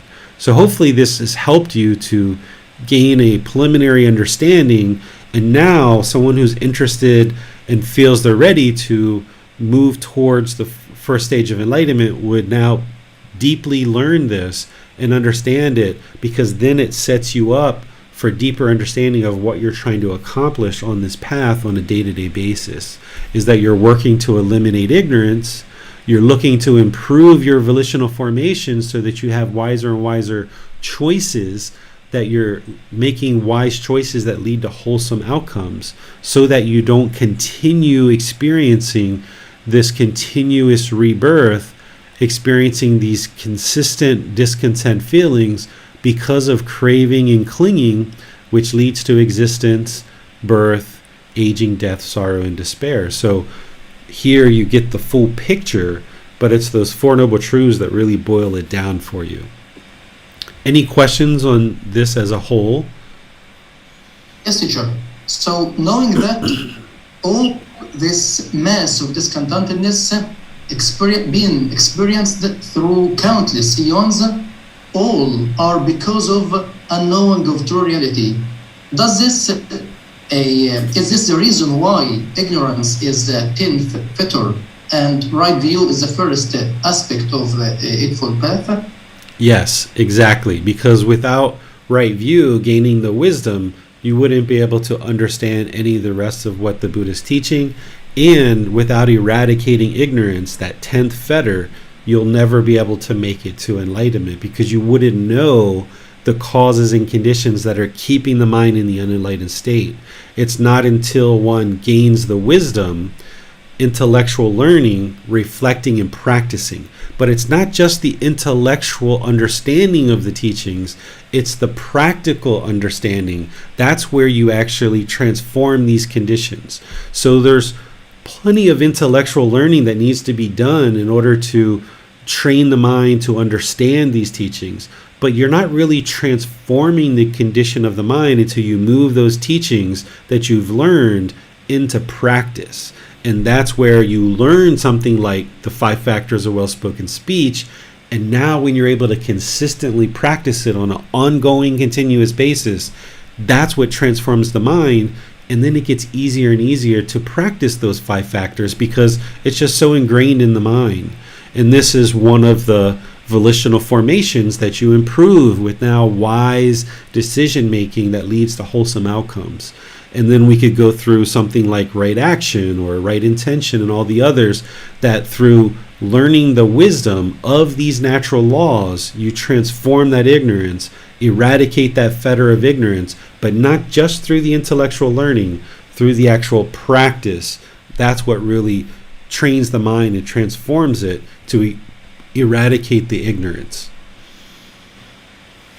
Well, as for volitional formations, choices and decisions, is it also dependent on ignorance? So with the meaning that an enlightened being, all enlightened beings will not have any volitional formations, they will have the same opinions about truth?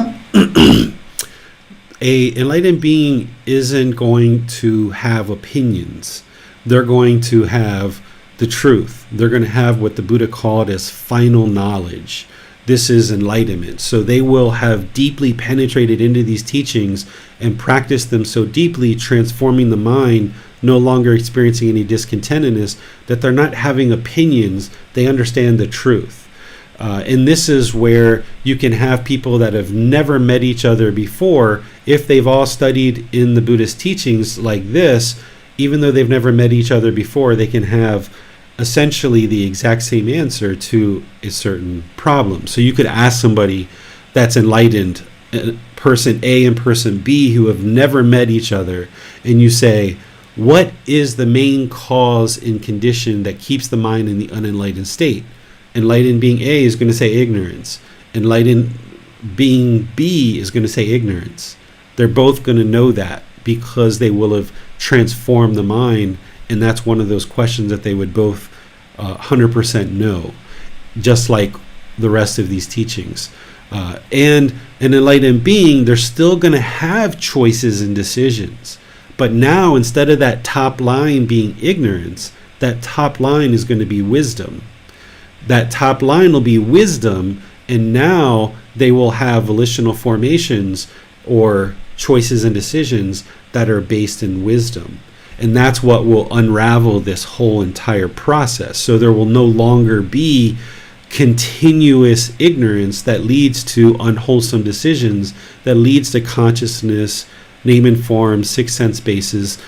They will still, of course, have the six sense bases as an enlightened being, but they will no longer have craving and clinging through these six sense bases, which will produce these discontent feelings. The discontentedness will have been eradicated, and there will no longer be any rebirth to continue to experience any discontentedness, because they've already eliminated it in this existence, so there won't be a next existence. Many thanks. No more questions. All right, so now we go to chapter 15, which, by the way,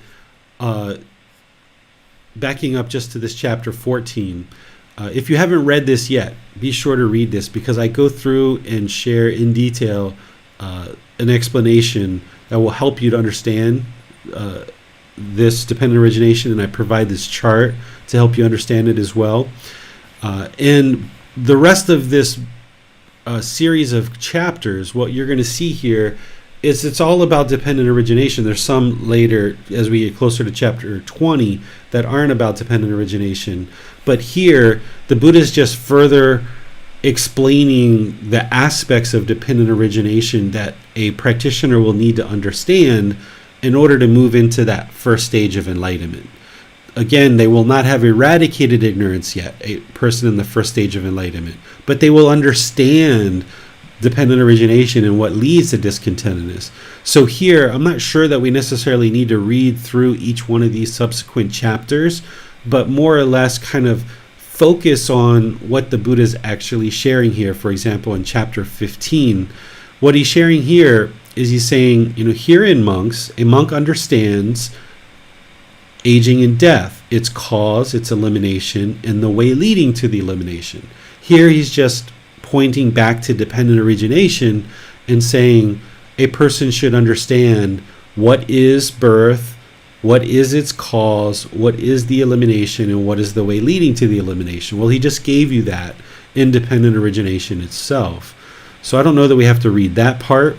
And then here, in this particular discourse, he's just explaining what he just explained in the previous discourse. Because remember, he said these discourses at different times. There might have been a 2-month or 2-year difference, maybe even a 10-year difference between when he delivered one discourse versus another. But he's explaining it in exactly the same way as he did the previous discourse. So this is just another discourse in support of the previous discourse, ensuring that you understand that you as a practitioner need to understand each one of these causes and conditions as an individual thing, and then what leads to that, what creates it, or what's the cause, how to eliminate it, and then the way to eliminate it. That's kind of the easiest one because it's always the Eightfold Path. The elimination is just to eliminate the one prior to it. The cause is the one prior to it. So then you just understand what is the actual thing itself, right? So let's see what else is here. Okay, so yeah, that's all he's saying here. He's just repeating what he said in the previous discourse. So that's chapter 15. Chapter 16, it's titled The 44 Cases of Wisdom. Here he's taking the 11 main steps, leaving off ignorance, I think it is. He's taking the 11 and he's giving you the 4 things that you need to understand as it relates to the 11 aspects of dependent origination, which is essentially what we just talked about in this previous chapter, but it's just laid out in a different way. He's saying, okay, what you need is the wisdom of aging and death, the wisdom of its cause, the wisdom of its elimination, the wisdom of the way leading to its elimination. So for each one of these, you would just need to understand that, which the more time you spend with it and you talk with your teacher and you get some help, you'll be able to understand these things. And then he explains it to you here later, which he's explaining just like he did in the original dependent origination. He's explaining to you step by step how to understand those things. Okay? Here I would like to focus in on this. When monks, a noble disciple, understands aging and death, its cause, its elimination, and the way leading to its elimination, this is his wisdom of principle. And of course the gender here is multi-gendered. So this is the principal thing that he's wanting, or he's guiding someone to understand. By means of this principle that is seen, meaning you can clearly see dependent origination for yourself, not belief. You need to really go through it and kind of pull it apart and look at it. When you understand this principle that is seen, understood, immediately attained, fathomed, he applies the method to the past into the future. So you can see for your previous births that you were experiencing this whole entire dependent origination, because you can see it now currently, and then you can also see that that's what's going to continue to transpire for the future. Whatever ascetics and Brahmin in the past directly knew aging and death, its cause, its elimination, its way of, and the way leading to its elimination, all these directly knew it in the very same way that I do now. Whatever ascetics and Brahmins in the future will directly know aging and death, its causes, its elimination, and its way leading to its elimination, all these will directly know it in the very same way that I do now. So he's saying this dependent origination in the past and in the future is exactly the same as he knows it now, meaning this teaching of dependent origination, it's a natural law. It doesn't change. So anyone who understood this in the past, prior to the Buddha, anyone who understands it in the future, is going to understand it in the same way that he does now, because it's a timeless law. It's a natural law. And he's saying this is his wisdom of entailment. What wisdom of entailment is wisdom of entailment is understanding the principle of each one of these individual causes and conditions, and understanding how one leads to the next, to the next, to the next. This is how a person can discover the truth. That if this is true, and this leads to this condition, then this also is true too. And if this is false, then this is false too. Or if I eliminate this cause and condition, then I've eliminated this. Or if this arises, then that means this is going to arise as well. That's what wisdom of entailment is one thing leads to the next, to the next, to the next. And this is how you can see the cause and effect relationship between the individual causes and conditions of dependent origination. So he calls this the wisdom of entailment. Right? And you need to be able to see that cause and effect relationship between each one of these in your own life. And this is why you'll be able to see it very clearly, that if you dissect this, understanding it in detail, you'll be able to see in your own life how all of this stuff is true. And as you see it more and more clearly, then you'll arrive to these two true teachings. You'll have this penetrative wisdom, and you'll have this wisdom of entailment. When monks, a noble disciple has purified and cleansed these two kinds of wisdom, wisdom of the principle, understanding the main aspect of dependent origination, each one of those conditions, and wisdom of entailment, he is then called a noble disciple. So a noble disciple, someone who's trained very deeply with the Buddha, they will understand the individual principle of what each one of those conditions are and what leads to the next condition. Okay? who is accomplished in view, accomplished in vision, has arrived at these true teachings, who sees these true teachings, who possesses a trainee's wisdom, who possesses a trainee's true wisdom, who has entered the stream of the teachings, a noble one with penetrative wisdom, one who stands squarely before the door of the deathless. So this is that same paragraph that he shared before. And now here he's going through and he's going to explain to you exactly what he's saying that you need to learn and you need to understand. He's explaining it to you piece by piece by piece right here in each individual one. And he gives you the what I'm doing in the book is giving you the main structure of how he's describing the discourse, and then these others that are just ... It's basically take this same structure and then just repeat it for each one of these causes and conditions until you get to this one, which is the top line one, which is leading to ignorance. Okay, let's see what else we need to look at here. Any questions on this chapter? No question this time, teacher. Okay, so this is another one that you really need to go through really deeply, but it all goes back to chapter 14. Same thing here, chapter 17, the 77 cases of wisdom.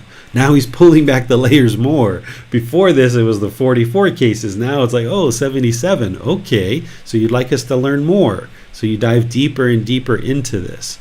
And he explains to you here exactly what needs to be learned and understood and seen as truth. So you take this layer by layer by layer and understand these deeper and deeper. And he goes through each individual group in order to help you see exactly what you need to understand. And then again, you don't believe it, but you learn, reflect, and practice to see the truth, and you reach out and get help where you need help understanding any of these. And then, let's see, this is where he actually talks about the wisdom of principle and wisdom of entailment more deeply, similar to the previous one that we talked about. So here it's encapsulated in one chapter, but it's just repeated over and over and over for each individual cause and condition. And then chapter 19. Okay, so this is something new, but it still plugs into dependent origination. Everything the Buddha taught plugs into dependent origination in one way or another. That's why it's the ultimate truth, the ultimate teaching. That's as complicated as it gets. So as you dig into that and you understand dependent origination more and more, it actually helps you understand all the entire path so clearly. So here we're going to be talking about, or the Buddha is going to be talking about clinging. So if you guys don't have any other questions on the previous chapters, we can pick up here, Bassam. Yeah, let's go to Nick. Yes, teacher. I have a question on chapter 17. Okay. In the groups, the number 7. Okay. Just wondering what the meaning of that is. Is it like the 5 disappearances? Of group 7 here?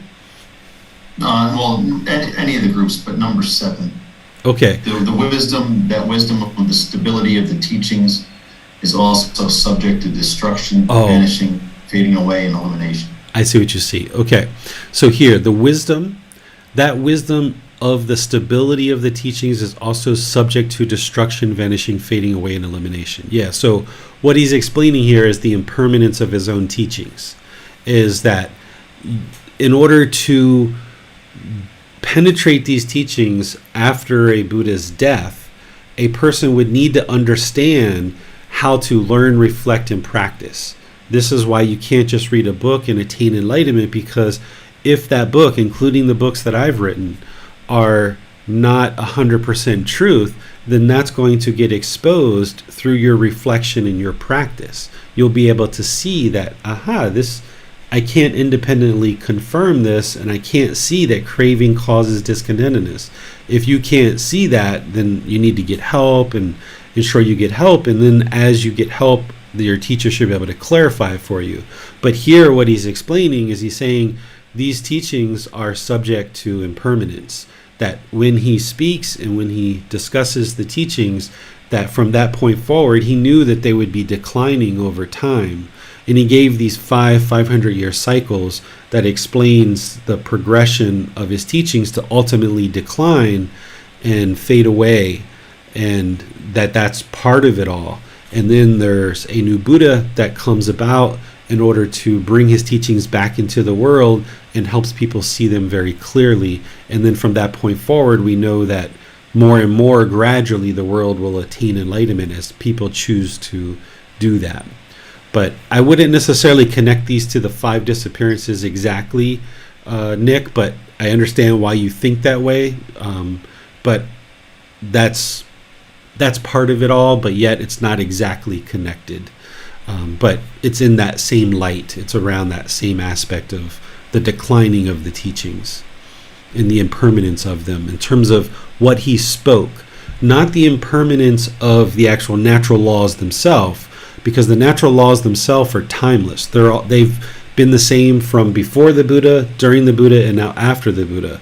But it's his words that he spoke that kind of degraded over time, and even in written text, they degraded over time. And this is why one's own learning, reflection, and practice is so vitally important. And you can't believe the teachings because it's not going to lead to wisdom if we aren't learning, reflecting, and practicing. Teacher. What's that, Nick? Thank you, teacher. Oh, you're welcome. You're very welcome. No more question. All right, so now we go to 19, which is a new topic, but yet everything we talk about goes back to dependent origination in one way or another. Yes, let's go to Miranda. A stream enterer has abandoned confusion in the case of clinging to aggregates. Monks, when what exists by clinging to what, by adhering to what, does such a view as this arise? The winds do not blow, the rivers do not flow, pregnant women do not give birth, the moon and sun do not rise and set, but stand as steady as a pillar. Venerable Sir, our teachings are rooted in the perfectly enlightened one. Take recourse in the perfectly enlightened one. It would be good if the perfectly enlightened one would clear up the meaning of this statement. Having heard it from him, the monks will remember it. Then listen and attend closely, monks, I will speak. When there is form, monks, by clinging to form, by adhering to form, such a view as this arises. The winds do not blow, the rivers do not flow, pregnant women do not give birth, the moon and sun do not rise and set, but stand as steady as a pillar. In the case of feeling, perception, volitional formations, choices and decisions, and consciousness, the discourses are identical except for the reference to each of the aggregates previously mentioned. What do you think, monks? Is form permanent or impermanent? Impermanent, Venerable Sir. Is what is impermanent discontentedness or peacefulness? Discontentedness, Venerable Sir. But without clinging to what is impermanent, discontentedness and subject to change, could such a view as this arise? The winds do not blow, the rivers do not flow, pregnant women do not give birth, the moon and sun do not rise and set, but stand as steady as a pillar? No, Venerable Sir.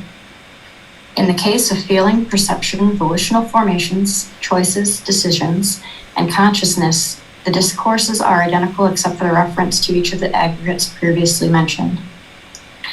That which is seen, heard, sensed, recognized, attained, sought after, and ranged over by the mind, is that permanent or impermanent?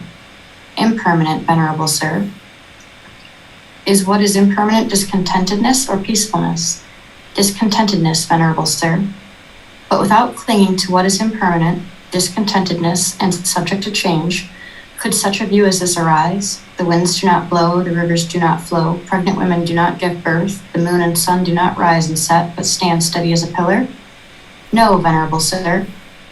When, monks, a noble disciple has abandoned confusion in these 6 cases, and when further he has abandoned confusion about discontentedness, the cause of discontentedness, the elimination of discontentedness, and the way leading to the elimination of discontentedness.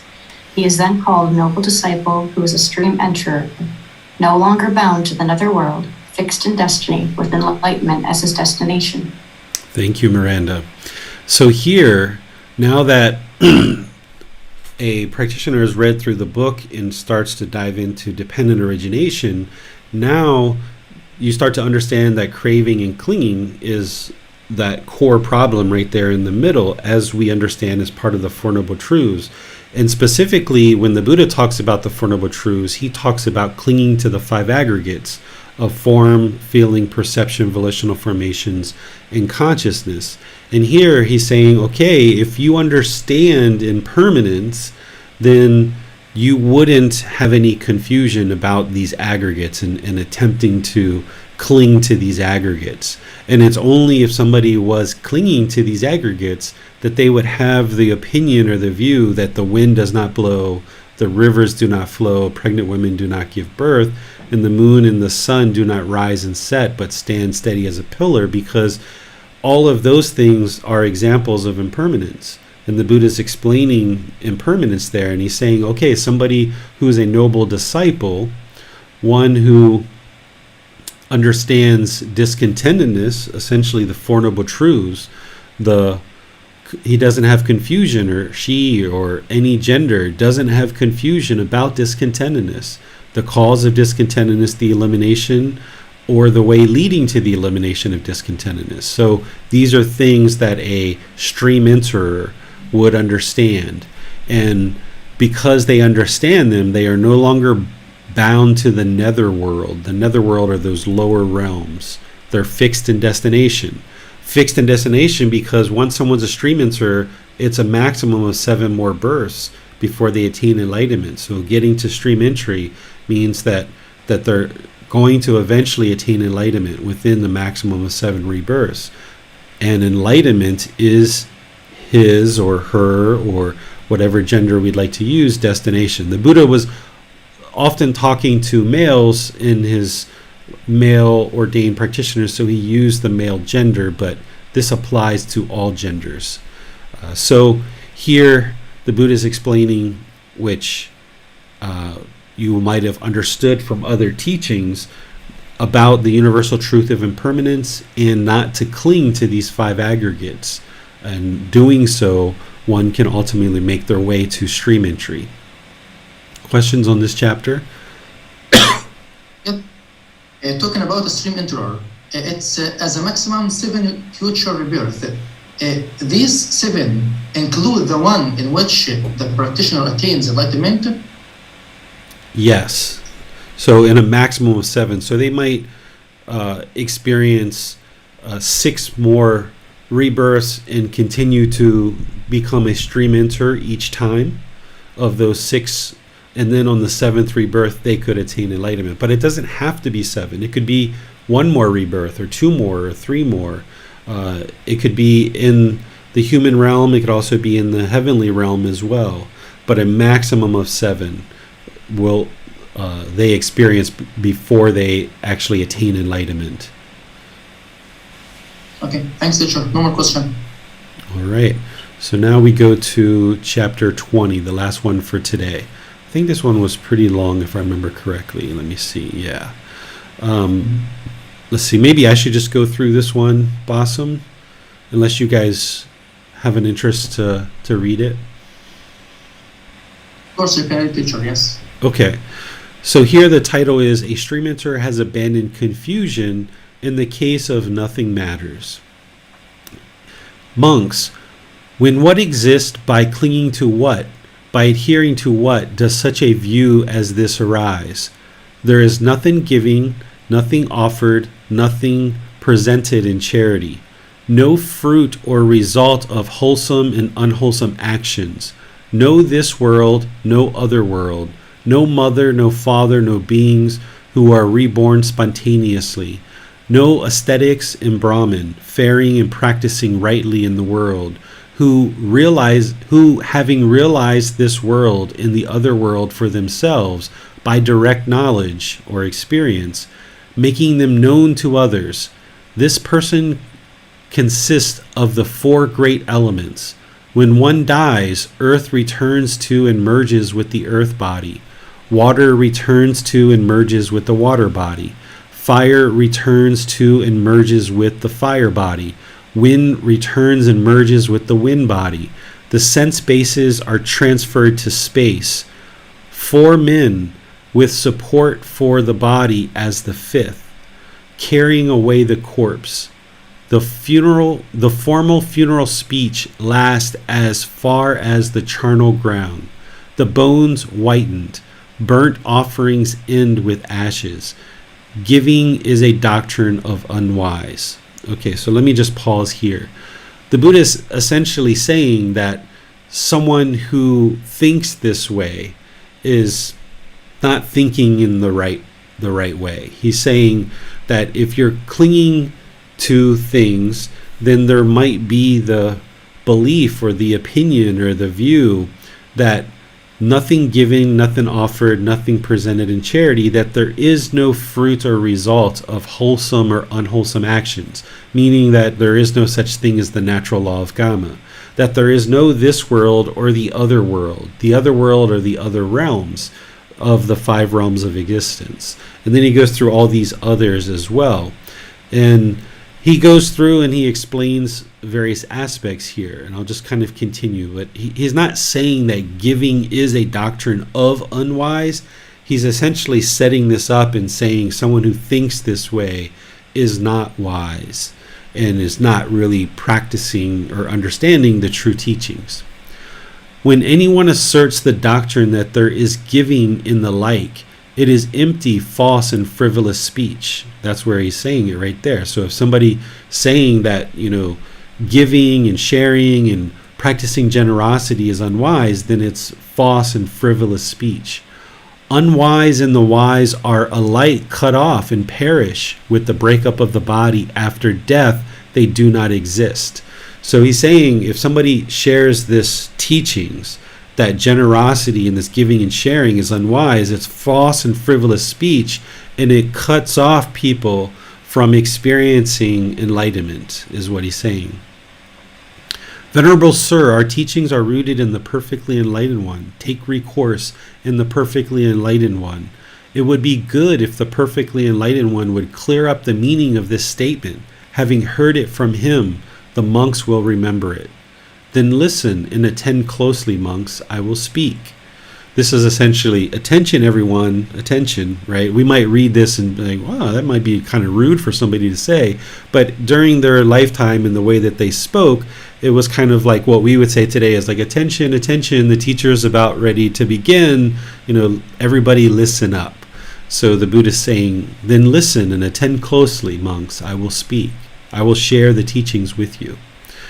When there is form, monks, by clinging to form, by adhering to form, such a view as this arises. So when there's clinging to the five aggregates, then this is where people think there is nothing given, nothing offered, nothing presented to charity. There's no fruit or result. Essentially, there's no natural law of karma.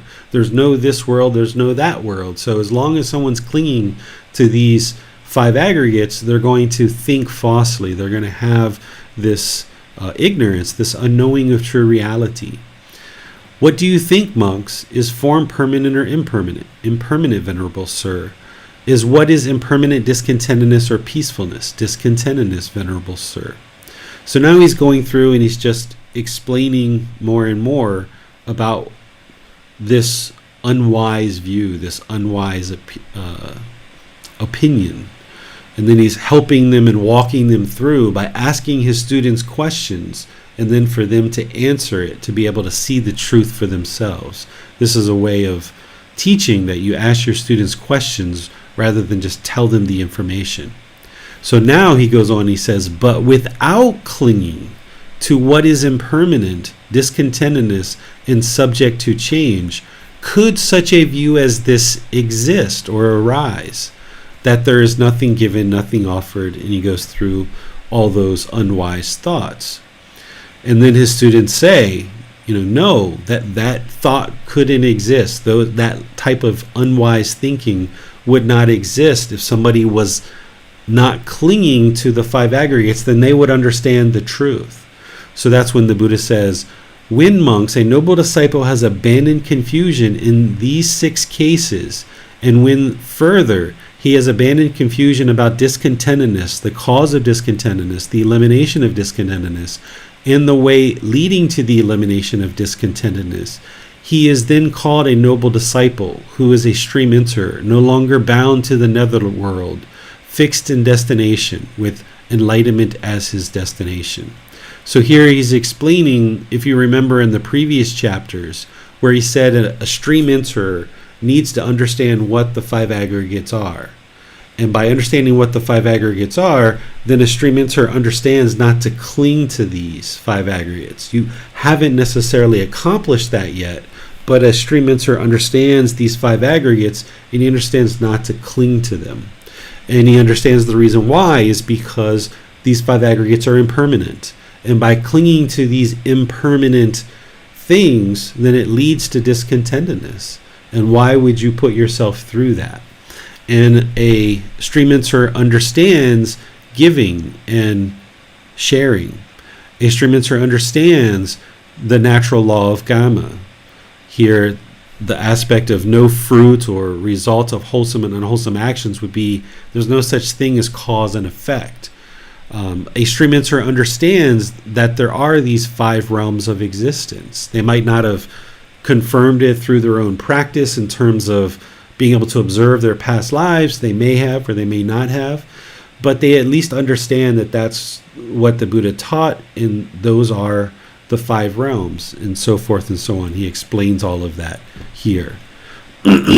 Questions on this chapter? Yes, teacher. Let's go to Nick for Facebook questions. Yes, Pariksit has a question. He writes, Bhante, the view of clinging to the witness as the self, is this due to clinging to the aggregate of consciousness, or this falls on another aggregate? So the what you're describing as the witness, the Buddha describes it as the person from the translations that I use. So there's the physical body, which here we're talking about it as name and form or form. And then there's the mind, which in the aggregates is described as the consciousness. These two things coming together is what creates the person, okay? And it's clinging to both of those things, the physical form and the consciousness, that personal existence view arises. So as long as there's clinging to the physical form and clinging to the consciousness, that's where a being doesn't understand the universal truth of non-self, and there's still that self-image, the physical body, there's still that self-identity, the consciousness in the mind, that one then has not realized non-self, and they're going to continue to have discontentedness because of that and all the other fetters as well. Many thanks, teacher. No more questions. All right. So as you guys see here, some really deep investigation, some deep learning with the Buddhist teachings, that now, having studied for the amount of time that you've studied through the group learning program, through volumes 1, 2, 3, and 4, through diving deep into your practice, now in this volume 5, the Buddha is really getting into the heart of it all, because this is what sets a practitioner up to make that ultimate journey to enlightenment. Through attaining the first stage of enlightenment, while challenging, is going to set you up for enlightenment. And that's why I suggest that a practitioner really focuses initially on those beginning teachings to develop their foundation.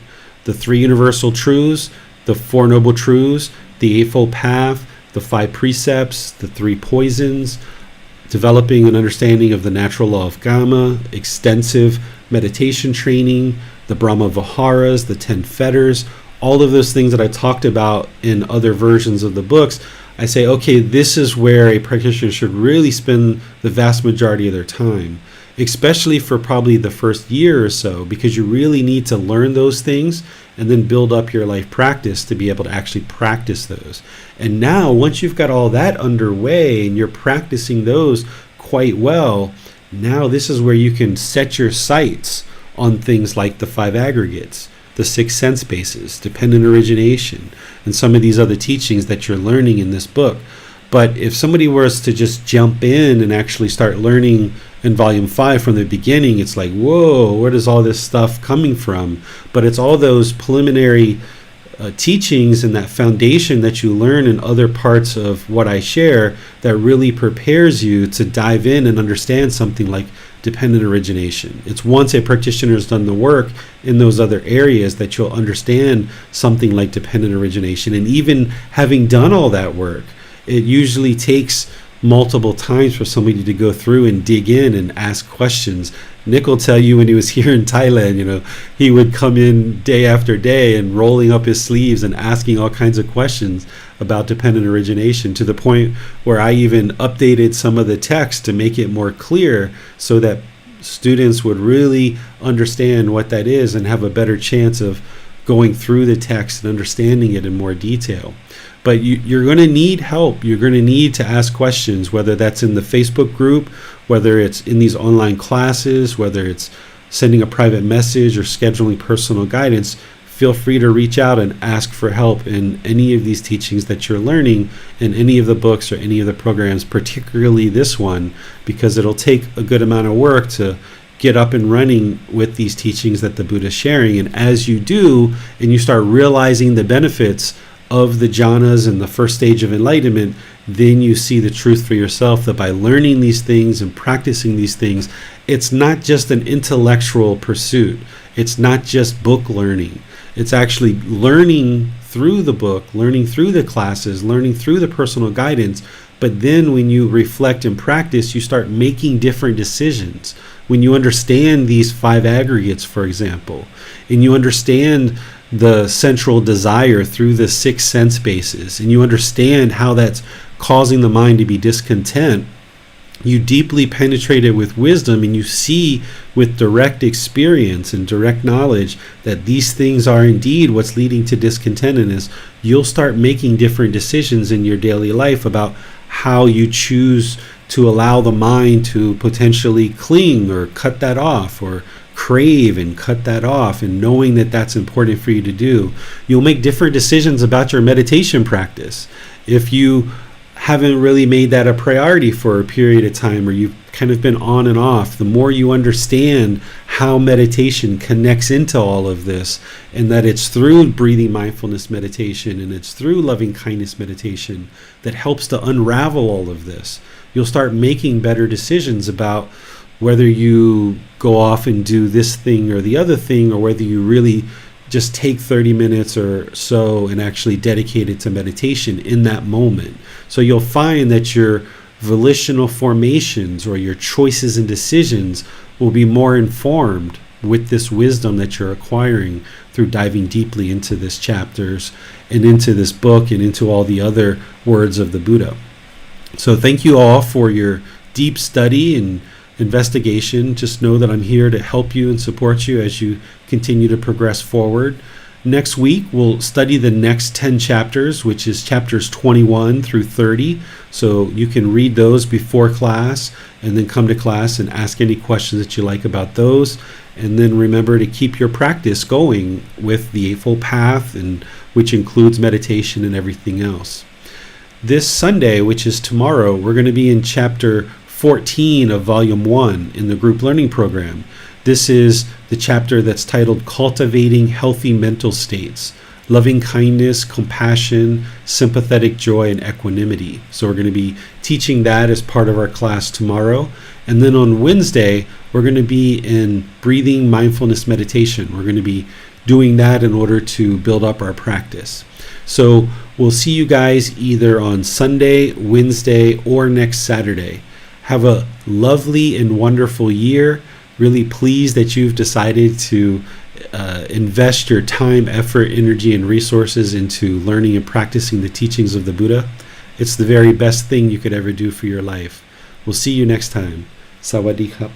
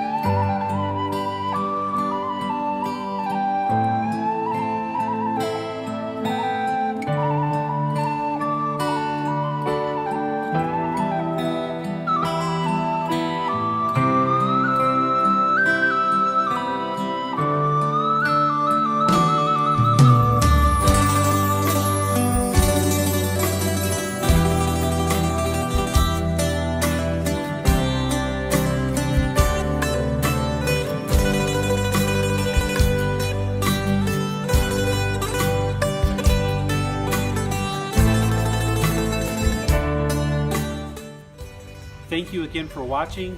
Enjoy your meditation. Look forward to seeing you online and answering any questions that you might have. Thank you so much.